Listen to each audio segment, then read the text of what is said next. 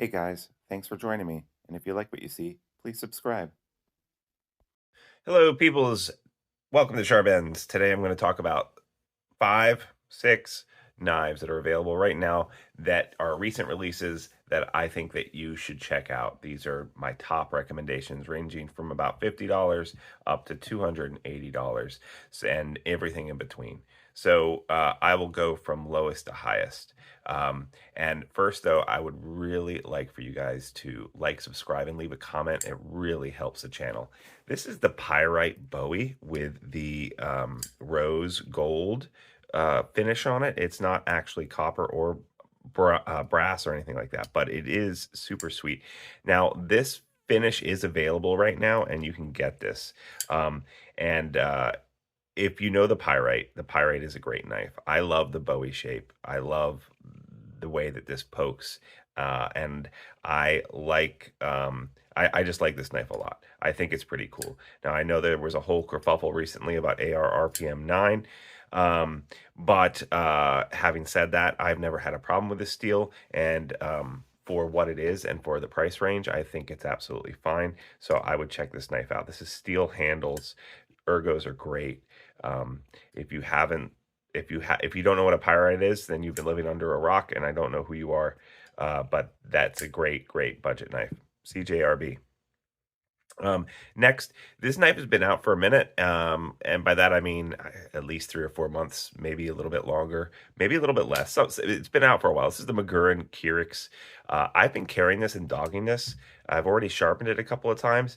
I'm still really truly impressed. $55. Great little backspacer. You can see there's lots of dirt in there. That's because I carry it all the time. And I use it all the time. The utility blade shape to this is really great. 14C28N, so it sharpens up really nicely. Multiple finishes on the blade. I hope you can see how much I have actually been using this, because it's definitely been in my pocket a lot. And I'm just consistently impressed by this. Slab construction. Liner lock has some good access to it. Not the best, but okay. Jimping on the stud right here works very well as a flipper, as well as a finger flicker. You actually get a harder detent when you finger flick it versus when you flick it like this. All around, and of course a milled clip. Migron does a great job with that. And I've taken this apart, put it back together, and it was easy to do. Easy to sharpen the 14C28N. This is a great knife. This knife, it's so highly recommendable, and a nice choke up point too. I mean, like, it's just a great work knife. So yeah. Talking about practical, let's talk about unpractical. This is the RS. Oh gosh, the R71. If I'm messing up the name, I'm sorry. This guy is going to be reviewed soon, but it's a dagger, and it's an affordable dagger. It's $100 dagger. Um, and I personally think that it is really nice. I don't really have any daggers. I like the idea of daggers. This one's really nice in the hand. Hollow grind, which I really appreciate. This is from Civivi, jimping all the way around here and there.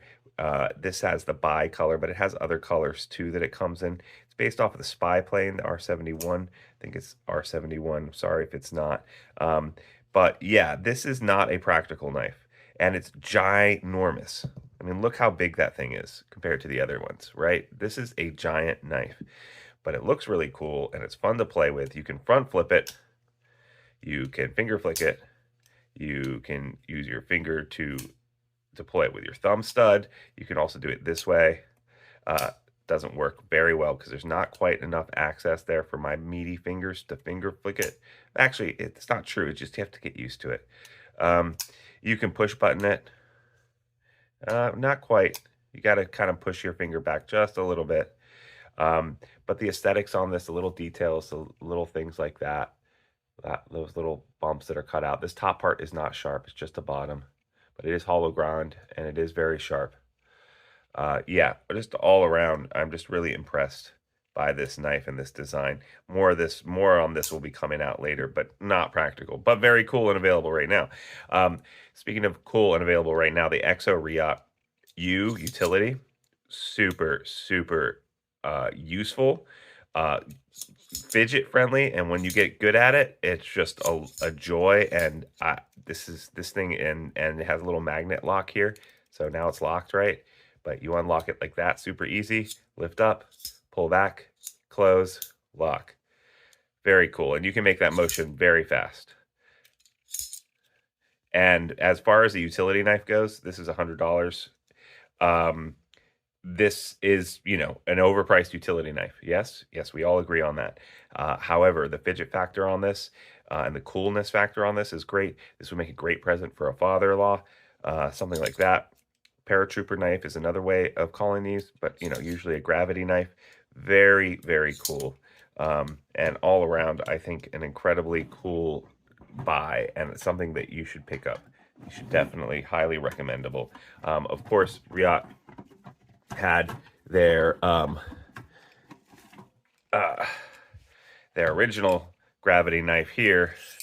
This is the giant guy, right? This one does not have a lock or a pocket clip, but very fun as well, right?